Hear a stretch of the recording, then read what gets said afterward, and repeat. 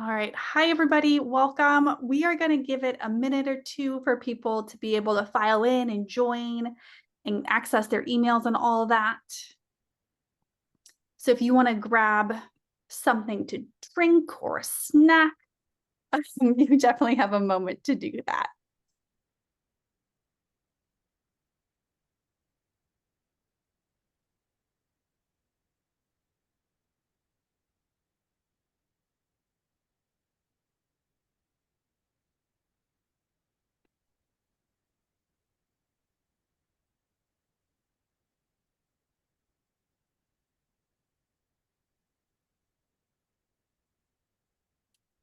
And again, if you are just joining us, we're giving it a minute just for everybody to file in.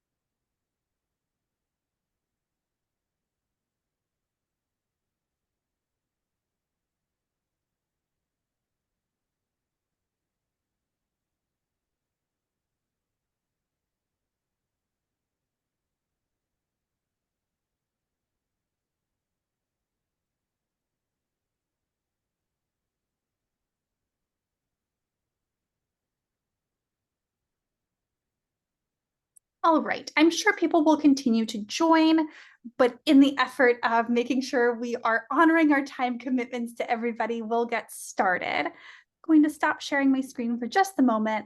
And welcome everybody. I am so glad that you've made the time and the effort to be here and be part of this conversation on Zoom. I am Danielle Wetmore. I am the Director of Education for the Angel Island Immigration Station Foundation. And I am so honored to be here in conversation with Bill Wong. And while we're still having some people sort of scroll in and come in, I will give a more formal introduction for everything in just a second. But I wanted to ask you all something. So I'm going to launch a poll. The first question is, have you been to Angel Island? And the second question is, are you related to somebody who came through Angel Island?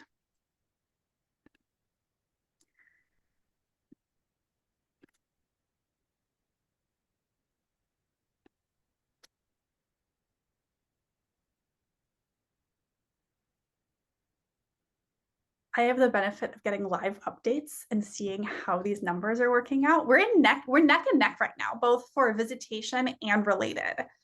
So if anybody else wants to make sure they're getting their vote counted.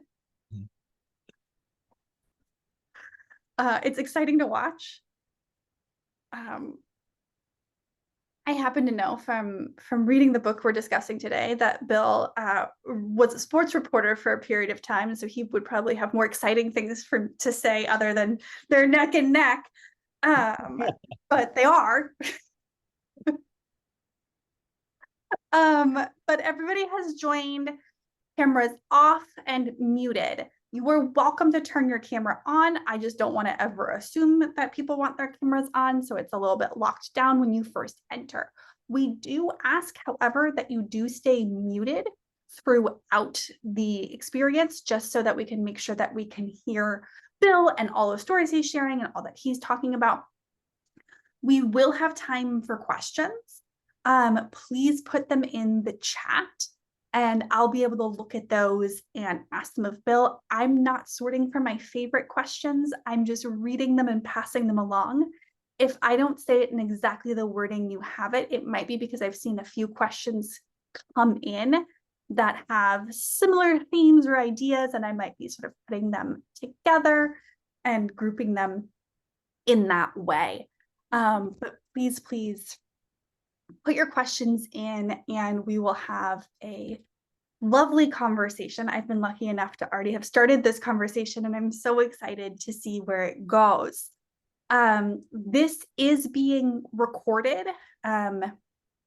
Don't worry, your camera, even if you are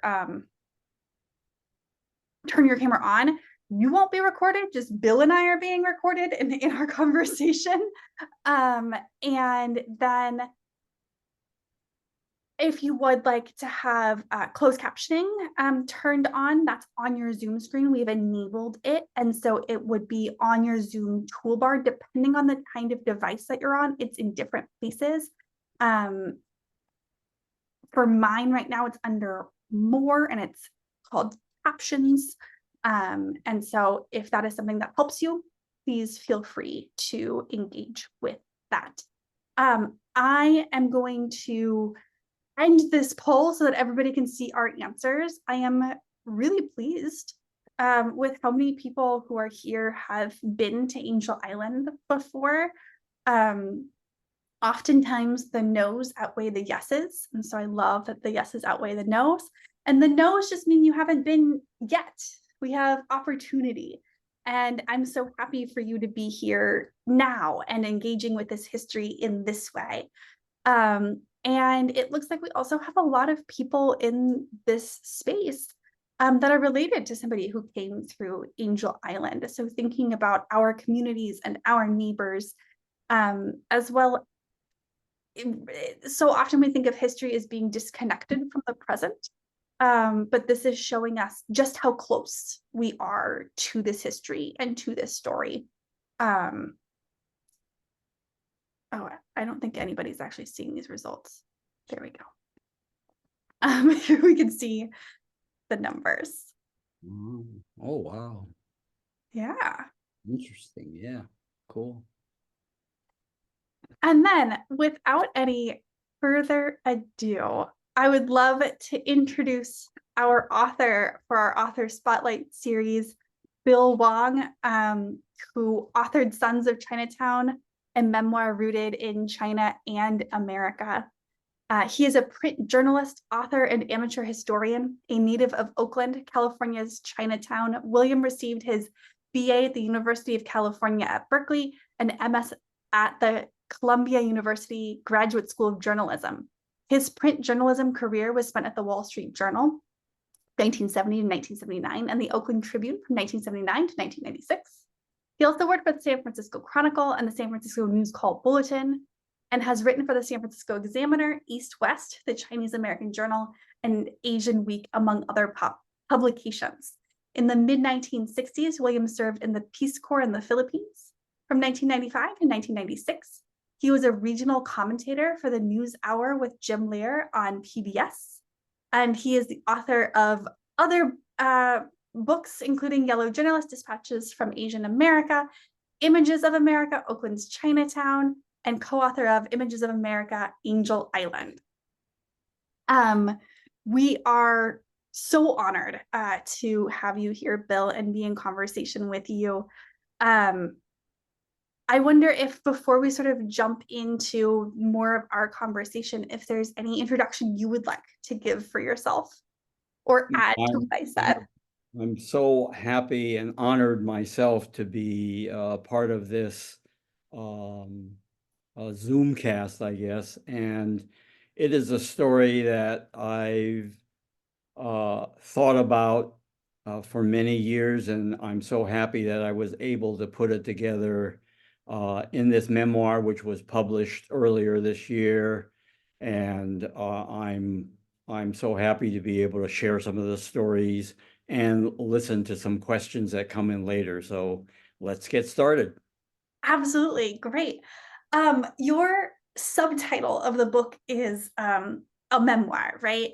And I have read many memoirs, but this one really, it straddles sort of this space between being a memoir sort of being just for you, but it's this history of your father and history of these places. It would be hard, I'd be hard pressed to just sort of pull another memoir off my bookshelf right now and it have as many endnotes and footnotes as yours does, and academic tie-ins in that way. And I'm curious about your process in thinking through your own very personal family history and narrative and the ways in which you tie it into national and transnational history? Well, in truth, it began, this project began in 2011 as a family history project. And I told my family at our Chinese New Year celebration that, hey, folks, did you guys know that the founder of our clan, what we call the Gee Wong clan, came to America 100 years ago, starting in 2012. So in other words, he came in 1912. So I have an extended family of about 35, 40 people, second, third, and fourth generation. Maybe at that time there wasn't a fourth generation. So I promised them that I would have a family history of the founder of our clan, my father, our father, whom we called Pop. Well, that was such a silly promise because the more I got into just thinking about how I wanted to shape the story, I knew that I wasn't going to be able to tell appropriately the story of my father and the arc of our family history in a year's time. So I then started to do some heavier research, finding documents that I got at the San Bruno National Archives regional facility on the Angel Island interrogations of my father, my mother, three of my older sisters. Over the years, when I was a practicing journalist, I did a lot of writing about Chinese American, Asian American issues, both on a very personal level, but also more broadly across many different issues. So I was familiar enough with the growing numbers of Chinese American, Asian American history. So I dove pretty deeply, and along the way, I had many different drafts of how I began the story. So finally, after a little pause for the COVID pandemic, I finally settled on this sort of hybrid memoir, historical, political, cultural history. So I'm glad you picked up on that, Danielle, because in reading some reviews on Amazon, as well as people telling me who have already read the book, they really appreciate the blending of my family's story, my story, and the larger American immigration story. Absolutely. It felt to me very familiar, because in my work in immigration history, I've been in this field for over 10 years.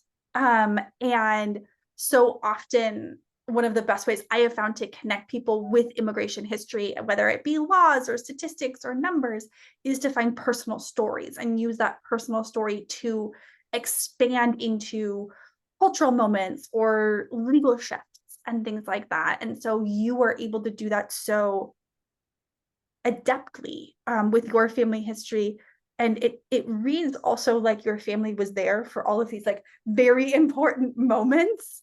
um and I yeah, and sort of it pops up and it makes it alive, it makes that history real again, because we get to know these people through your book. Well, through the process, I finally settled on the idea of wanting to document the impact of the Chinese Exclusion Act on one family, my family, because in truth, my father and mother and three of my sisters went through it. And then when they settled in Oakland's Chinatown, they had, my parents had four more children, and me being the last of the four born in Oakland Chinatown and being the only boy, all of that has interesting implications for patriarchy, Chinatown to America experience. But there was not a lot that I could find that was written about the impact of the Chinese Exclusion Act on a family that was living in a socially segregated Chinatown as we were, and then had the chance to begin moving and integrating into the mainstream society. So I thought that made a very interesting story, as well as then to put our family's history within the larger context of this issue that continues to be a hot topic in politics even today. Absolutely. And it reads as very close and very important to today. And you brought up, right, that you were going out to set your family's story about Chinese exclusion. I've had the good fortune of reading this book. I imagine that many of our viewers perhaps have not read the book, but hopefully will go out and buy it and now read it. I hope so too. But if you could sort of set the scene for us a little bit, the beginning, who your family is and their journey here. I will be happy to do that without giving too many spoilers. It begins with my father. He was born sometime in the mid 1890s in Hoisan. That's the county which I use the pronunciation in the dialect, but it's otherwise known as Toisan / Taishan, which is one of the principal counties in Guangdong province, west of Hong Kong and Macau, from which most of the Chinese who came to America from the gold rush until World War II came from. So those of you who are familiar with American Chinatowns and gold rush history, railroad history, will know that story. But he came as a teenager in 1912, and our suspicion, and we don't know for sure, was that his parents thought that they needed some help, and they had heard stories of other men mainly who left villages around them, who came to America, and maybe they, quote, found some gold because as some of you probably know, the Cantonese word for America is gum san, or in my dialect, gim san, gold mountain. So America was where you could find gold in the streets, at least metaphorically. So there was already a pattern of mostly Chinese boys and men from this area of China who came to America looking for gold. And that was presumably why my grandparents sent my father to America. So he came in 1912, settled in Oakland because there was already somebody from his village or a Gee clan member who had set up an herb shop in Oakland Chinatown. So that was the connection. So that was a safe harbor for him. He was able to, again, he was a teenager, was able to work in the herb shop, live there, and went to Lincoln School, which was the public school that served Oakland Chinatown children. So he began to learn English. So I have photographs of him at Lincoln School in class pictures. Then in 1919, after he graduated in the 8th grade, he didn't go to high school. He and his mother, this is what I suspect, had a plan for him to go back to his village to get married, because by that time he was in his early 20s.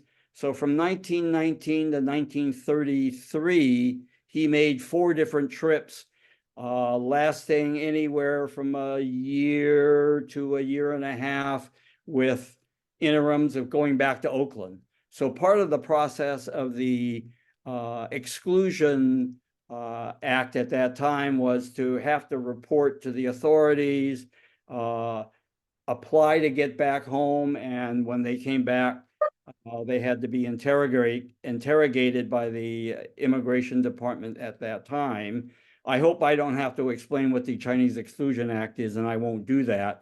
but that was the overall immigration policy of the United States, which then sort of forced, or the reaction of the Chinatown communities in those days, to me, was to come up with some strategies to get around the Exclusion Act.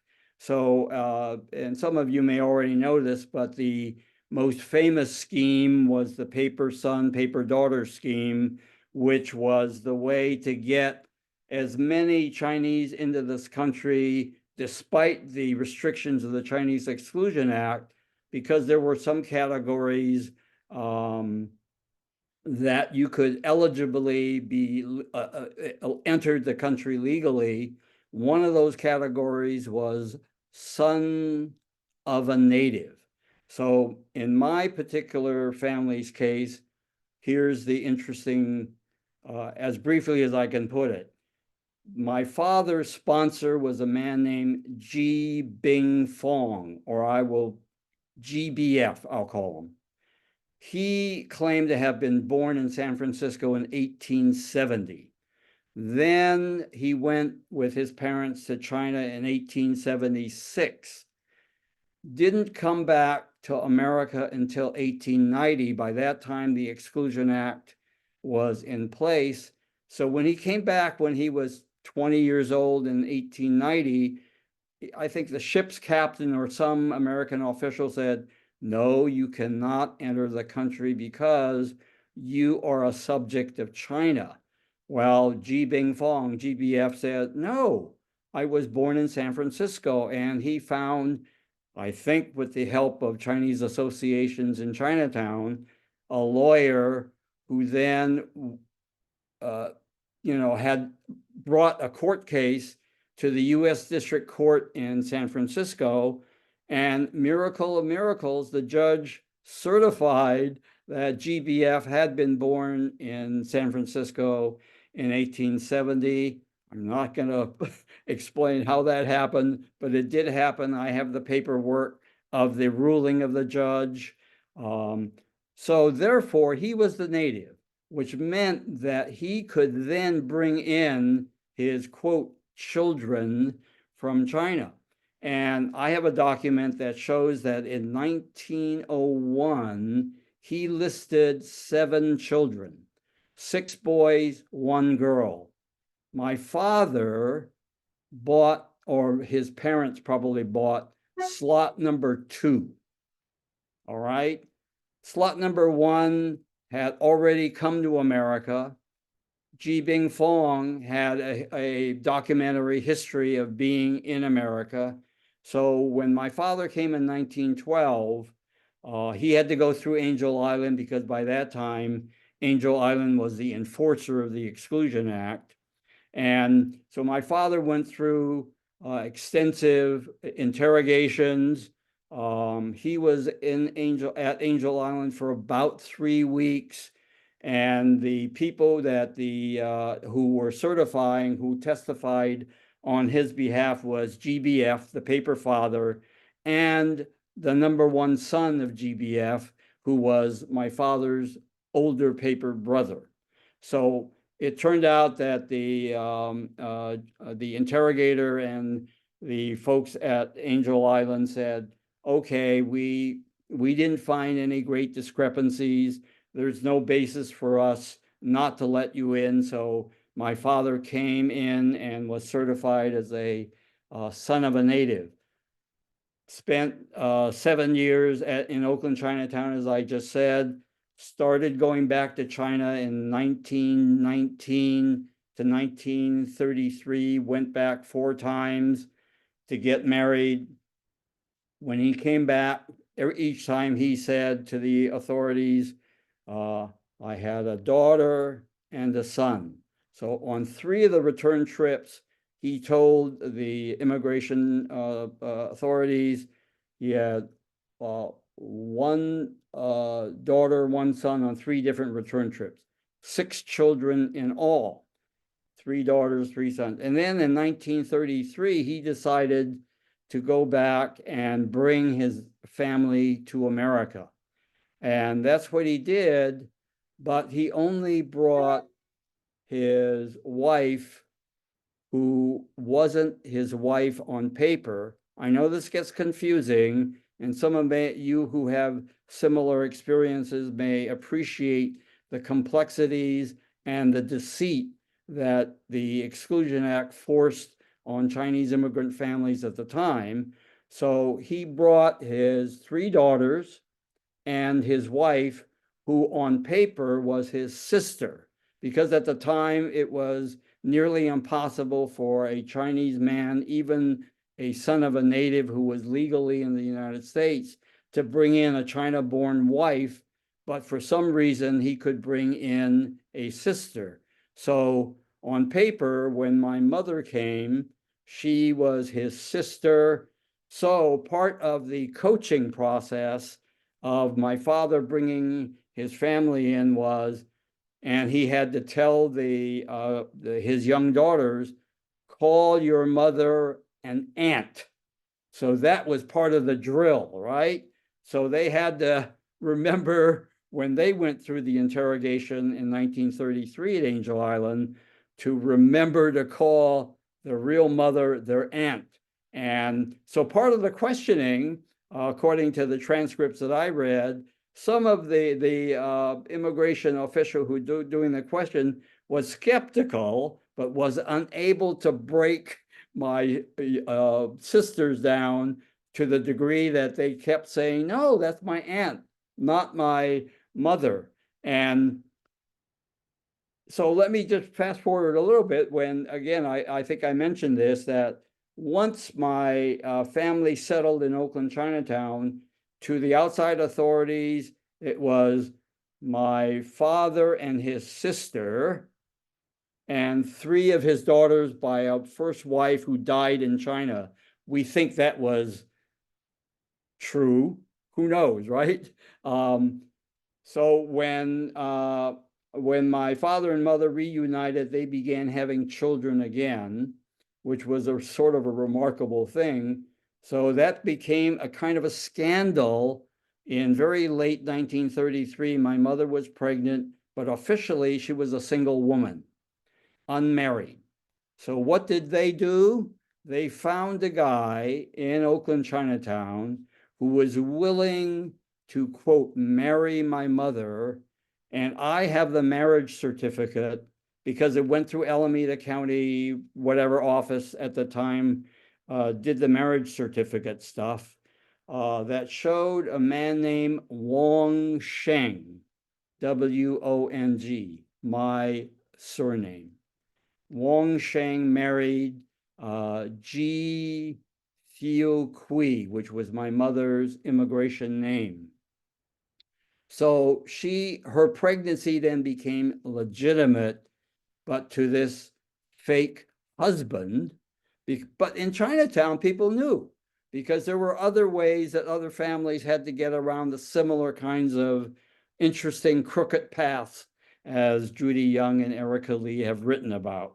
So from 1934 to 1941, my parents had 4 more children whose surname was Wong, which then explains why my clan is called the Gee Wong clan. 3 sisters born in China, surnamed Gee. 4 children born in Oakland, surnamed Wong. But we are all part of the Gee Wong family.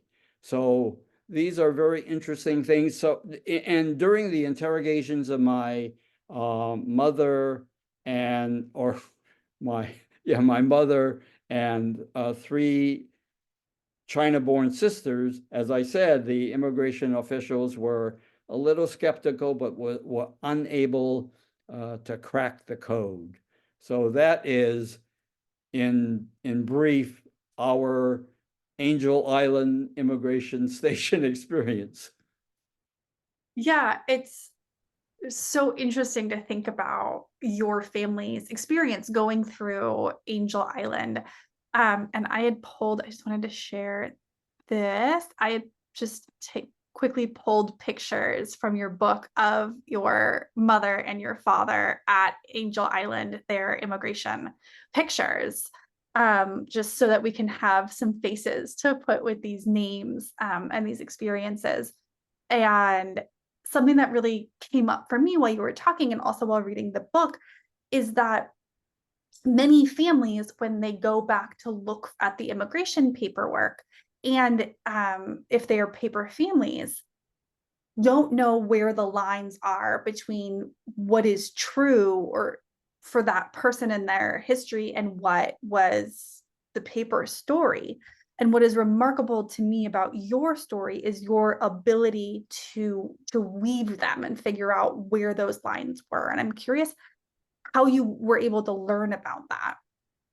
Well, in truth, there still are some mysteries that are impossible now to know the truth, because when my parents were alive and we were in Oakland, Chinatown, and my father had small businesses, that topic never came up during our dinner sessions or casual conversations, of which we had very little, to be honest with you. So there was never one of my regrets, frankly, is that now that I've gone through this process, I never had a chance to then sit down with my father first and then my mother, or together with them, to really quiz them the way I would have as a professional journalist, right? But even this is what my imagination is. Even if I did have that opportunity, I'm pretty sure they would not have told me. It could be partially cultural, it could be partially shame and embarrassment, because they already knew they were telling some untruths. So I like the fact that you pointed out that it's very difficult for anybody in our situation going through the paperwork that we find that we may have found at the NARA facility in San Bruno. We read the interrogations, and there's no way for any of us to really know which is the truth and which is the falsehood, because, and this is my educated guess in talking to scholars and reading books, is that there was such an interesting mixture of stories. The most important thing was both the sponsor in America, the paper father, and the people coming in whom he was sponsoring needed to tell the same story, which then meant the coaching books that were created in Chinatowns or in Hong Kong or Guangzhou needed to be unique to each family's experience. And there were some truths in there, but which ones were the real truth and which ones were the made up? So I continue to have questions about, in my family's story and reading all the interrogations, what was the truth and what was the falsehood. But as I said, the important thing was matching up the stories, which was the purpose of the coaching books.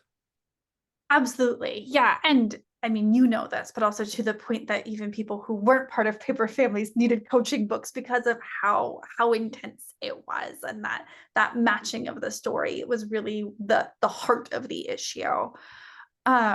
It strikes me while you were talking and saying, maybe if I sat them down, they wouldn't have answered me for a variety of reasons. And also, I mean, I think it's hard for all of us to apply our professions in family cases, right? It's so many different ways. Um, but for your family and reading your book too, there seemed to be a lot of things to translate, right? There's the literal translation of language, and there's a translation of profession and culture and space. And there's one passage in the book where you're talking to your mother, and you say, because of our respective language inadequacies, neither of us could precisely express our feelings. Even if we spoke the same language fluently, I'm not sure we'd have been able to convey the depth and truthfulness of hard to express feelings on such a culturally and racially sensitive topic. And that I read that and I highlighted it and I wrote it down because it spoke to me on such a deep level. I also come from an immigrant family, not from China and not in an era of exclusion, but also was grappling a while back with writing about this feeling of not fully being able to translate something, not fully being able to have that conversation. And so both wanted to bring that up as a moment of connection. Um, and also how ask you sort of how you were navigating the writing of these sort of different translations. Well, let me address the passage that you wrote, and I will spoil this a little bit for those of you who have not read the book. That's a reference to when I was in the Peace Corps in the Philippines in the mid-1960s. I met a fellow Peace Corps volunteer, a white woman from New Jersey. And we were friends, and then we became more than friends, and we eventually married. But this happened in the Philippines. So I communicated with one of my wonderful older sisters and asked her to inform my mother, truly a village woman from Guangdong province, a Chinatown woman, uneducated, all adapted to her experience as a Chinatown mother, worked very hard for all of us, and had expectations for her only son to marry a Chinese woman. Now, I'm not surprising anybody to say this, but in America, you make friends and relationships with all sorts of people.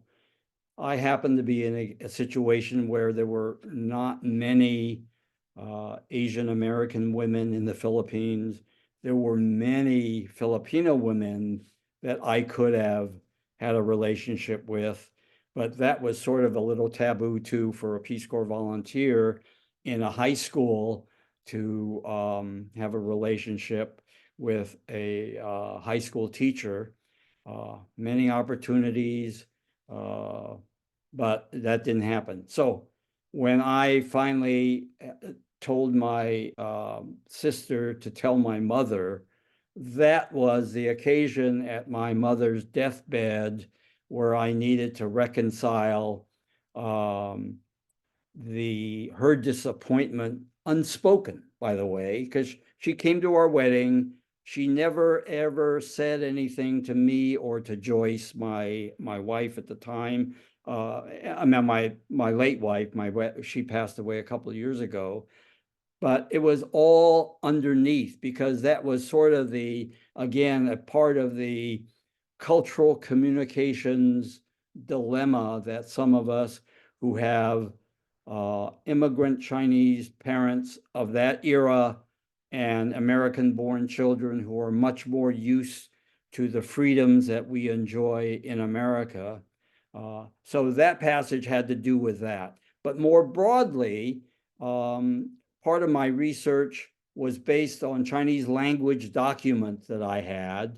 I had my father's genealogy book, which in Cantonese is called Zhao Pu, in Mandarin it's called Zhu Pu or Jia Pu.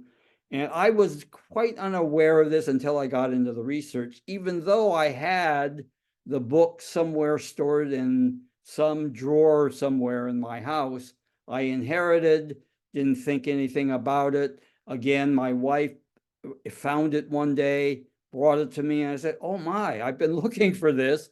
I had that translated. And then I also had 24 or so rice paper documents, all in Chinese, that my father had brought with him, that then my mother had after my father died, that my mother gave to me. Again, I sort of put them away, didn't think about it, went rummaging through, found them. I needed to translate them. So those were the Chinese language documents. Then there was a kind of a one-sheet shrine, which was basically, let me find it for you here. Let me see.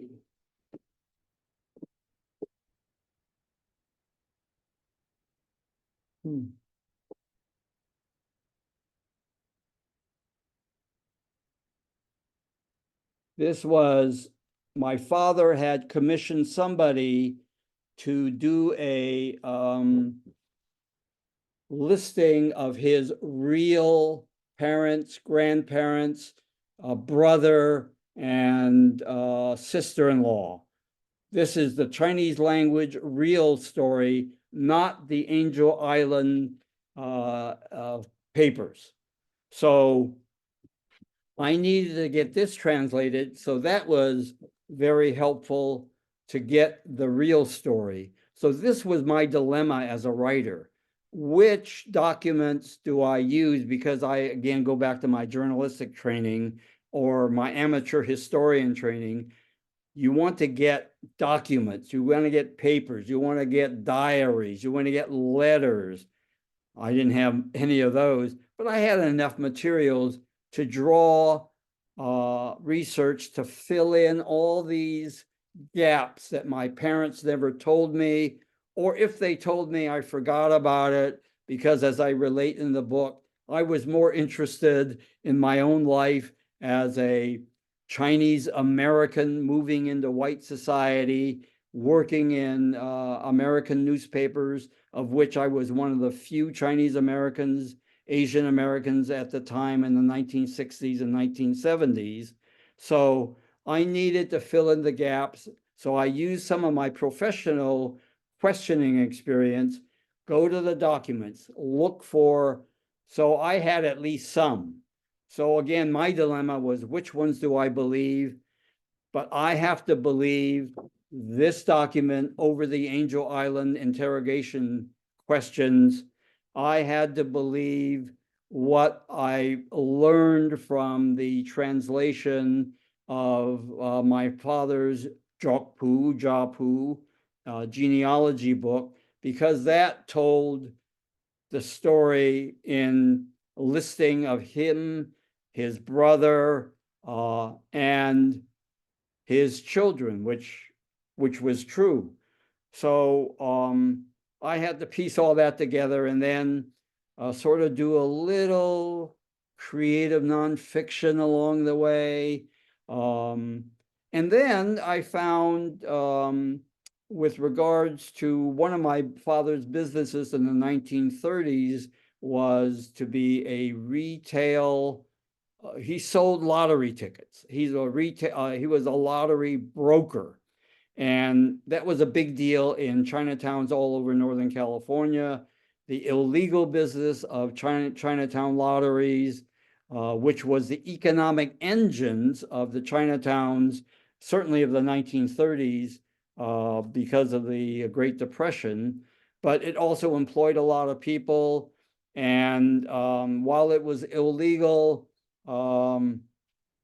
the city hall and the police departments knew about it. So there was a good deal of interesting relationships between the Chinatown bosses, who bribed the police department and the politicians. So all of that was to say, my family's story has to do with trying to figure out how we existed within the Chinatown bubble, and then for us children who began to then move into the mainstream. So it was a very interesting experience for me to tell some of the history of Oakland, Chinatown, tell a little bit of the history about China, because you have to remember the Qing dynasty was fading. There was, about the time my father came, was the great fall of the Qing dynasty and the rise of the Chinese Republic under Sun Yat-sen. And then subsequently, the Civil War, the invasion of Japan, all of that played a role in why my father and other men and families wanted to come to America to find their fortunes here. So I was juggling all of this, and it took me a while, frankly, to get it all together. And the final product I'm very proud of, because I was able to finally weave in the immigration story through Angel Island, and then our survival through this segregated Chinatown, where we and a bunch of other Chinatown families experienced similar first survival, and then within the bubble, and then finally able, with the repeal of the Exclusion Act in 1943, the end of World War II, and the ability to move out of Chinatown, to find work outside of Chinatown, to live outside of Chinatown, which to me is really a very good case study on one of the positive immigration stories that we don't hear a lot about in today's political environment. Absolutely. And I want to get back to that in just a second, but we're starting to have questions coming in from our audience, which is so exciting. One is a question that I'll answer very quickly, which is what happened to those who failed the interrogations? One of two things: either you were deported and sent back to where you came from, or you were able to appeal. If you were able to appeal, though, you did need somebody to help you with that, a lawyer, and often required knowledge of the immigration system and money to be able to do that. And so Chinatowns and groups, whether they be clan groups or different kinds of aid societies, could help with that. And that's one of the reasons that the Chinese stayed so long on Angel Island, because they were able to appeal the decisions. And there's a lot more information about that in all kinds of places, including our website. And let me just add to that, because I'm glad you answered that, because I wouldn't have been able to, because in my case, my family got in. But to the idea that these Chinatown bubbles I'm speaking of, Oakland, San Francisco, Marysville, Stockton, all over, had organizations that were very tightly, and because this was, to me, and these associations, there were clan or family associations, there were regional associations, because going back to where most of the immigrants came from, these 8 counties in Guangdong province. And then there were the Tongs. And then above that was the Chinese Consolidated Benevolent Association, otherwise known as the 6 companies, which were the leaders of members of these 3 other associations. So the infrastructure of Chinatowns were very tight. And it was they who had pooled their funds, able to hire white lawyers who, of course, were happy to probably take the money, and able to help with the kind of appeals that you're talking about, Danielle. Yeah, and it required a lot of knowledge and community and working together. That this idea that people came in, pulling yourself up by your bootstraps by yourself isn't a thing that happened, right? Everybody who came here from another place needed community and help to do it. And other Asian immigrant groups who came around the same time, who were facing other discriminatory laws, were often not able to go through that appeal process because there wasn't already a association set up and people to help through it. But we could talk about this for the next 2 hours. But somebody else asks, have your siblings explained to you how it felt when testifying that your mom was an aunt? I'm sure it was stressful, or at least intense. One of my older sisters, King Wong, was daughter number 2 to my father, daughter number 1 to our mother. She was 7 when she came to Oakland, very bright, but also didn't speak English until she started going to Lincoln School. She wrote a memoir that was published on her 80th, about when she was 80 years old. It's called Good Fortune, My Journey to Gold Mountain. And in my memory, I read it several times, but quite a few years ago, I would recommend going to Amazon to try to find it. Good Fortune, My Journey to Gold Mountain. But she tells a very interesting story about her remembrances of going through the interrogations. And the anecdote that I'm going to cite is both humorous, and I have to assume that it was truthful because my sister wrote it. The third daughter was Lai Wah, 2 years old when she went through Angel Island, barely able to understand much of anything. So the anecdote is this: the interrogator knew that Lai Wah was so young and asked her with a translator, "What is your name?" So again, according to Lai King's remembrance and written in her book, Good Fortune, Lai Wah answered in the dialect, "If you don't tell me your name, I'm not going to tell you my name." So when that was translated to the interrogation people, they all laughed. And according to Lai Wah, that Lai King's book, that lifted the spirits of everybody, and that helped get them through. But in truth, in reading the transcripts of the interrogation, there were hundreds of questions that were put to my mother, put to Lai Hong, was the oldest daughter, to Lai King, and apparently one question to Lai Wah.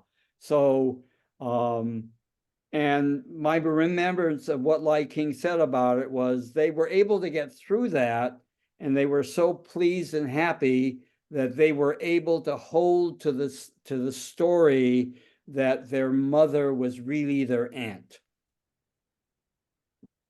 Yeah, and I think we can all imagine, or at least try to imagine, how stressful it is to be in that space, to know that your future really rests on these answers and them being understood by these few people who have been directed by their bosses to assume that this population is lying to them, and to move through that way. And that read to people. People knew that that was how they were being looked at and understood. And Well, in fact, a couple of the questions, and I think I put it into the book, from the interrogator was suspicious to one or two of my sisters, were suspicious that the person they called their aunt was really their mother. So he did ask one or two times to Lai Hong, the older sister,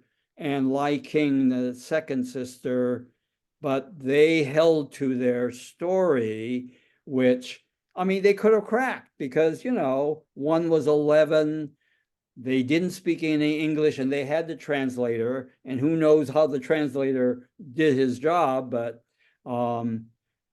it was just from that experience, I was so proud that my sisters were able to tell the lie as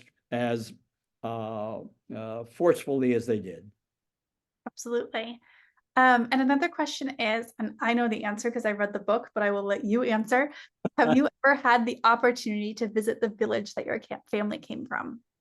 Yes, I did. As in 1994, some members of my family, two of the sisters who had been born in the village, me, another Oakland-born sister. So there were 4 siblings with some of our children and in Lai King's case, a husband. So 8 or 9 of us decided to meet in Canton or Guangzhou to begin the journey to find our village, 1994.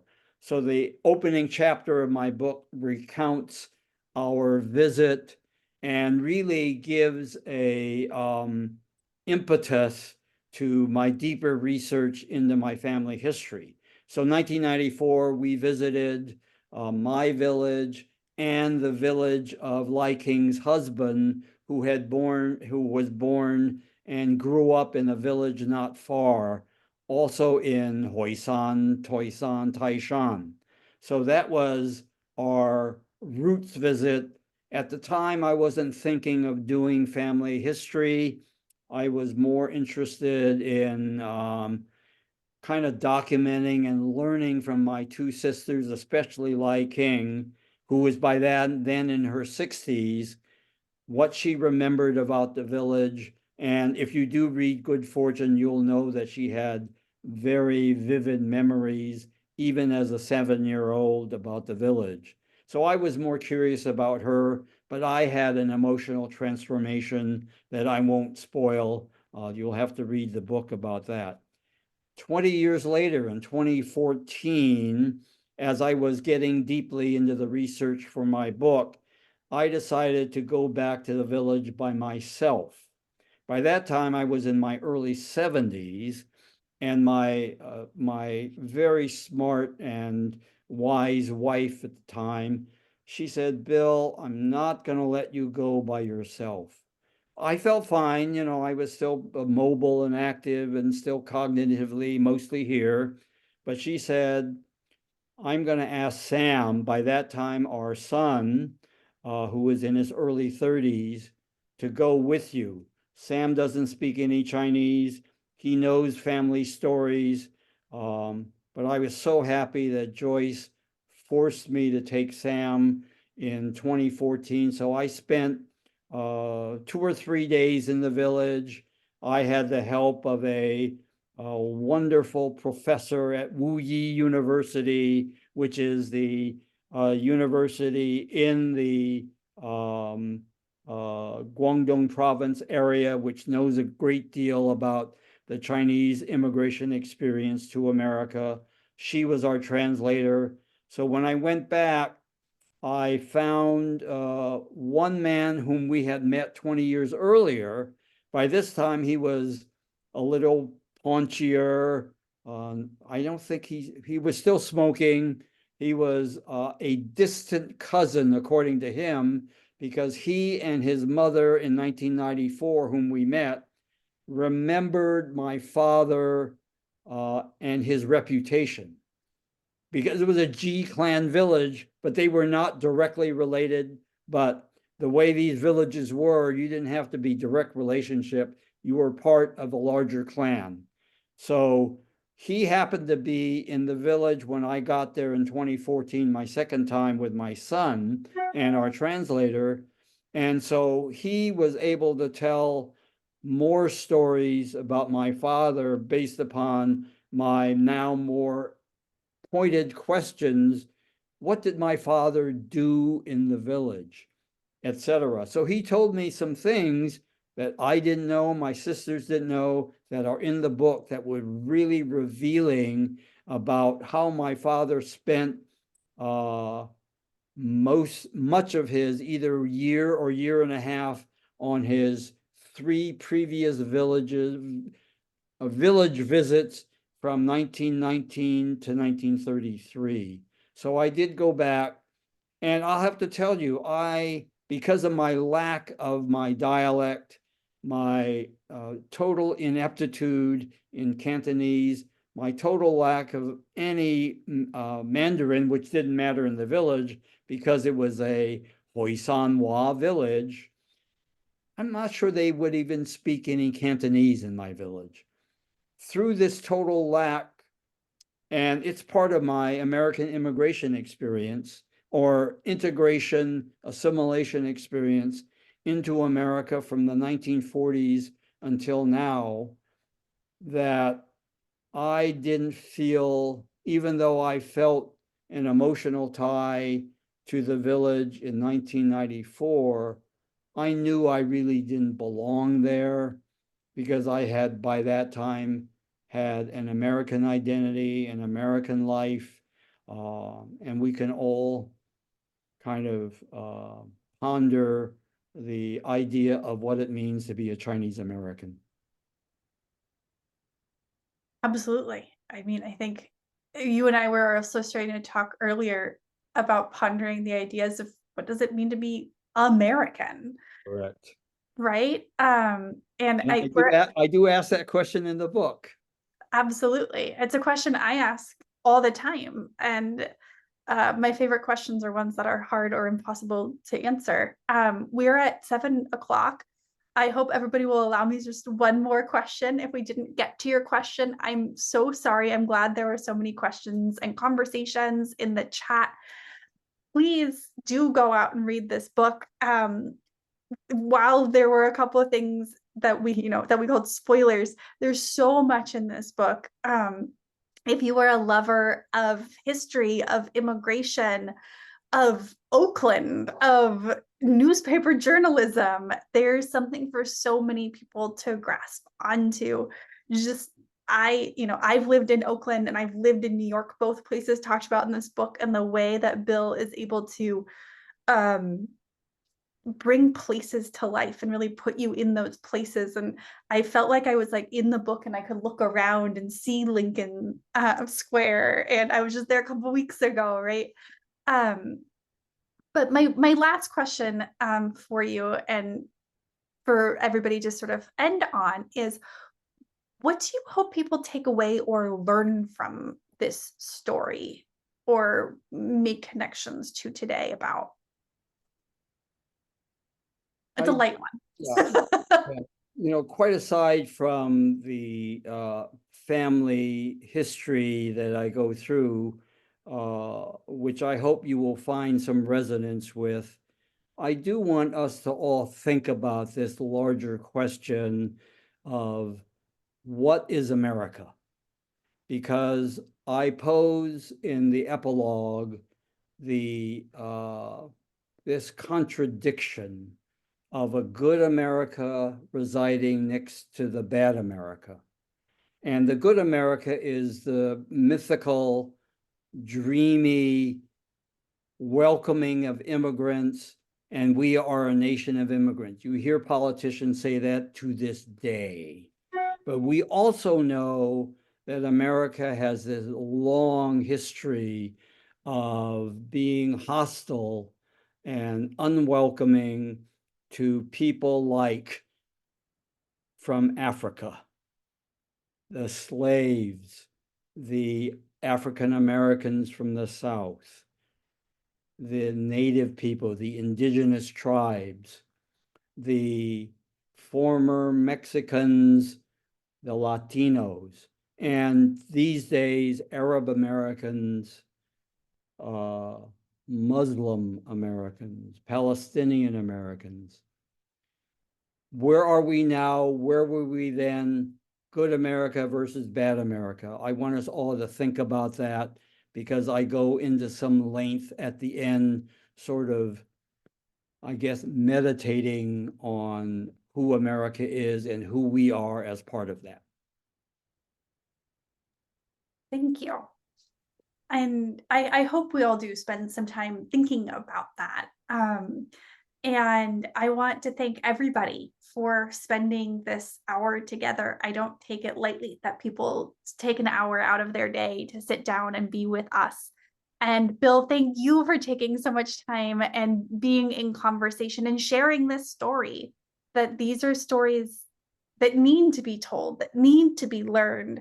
And the fact that you were able to do it with such heart and wisdom is felt throughout the book. And so I hope everybody here is able to go and get a copy of it and read it. And if you can't go and buy your own copy, go to your library and request that they have it in stock. libraries take very seriously those kinds of requests, and that way you can make sure more of your community is able to access the book as well.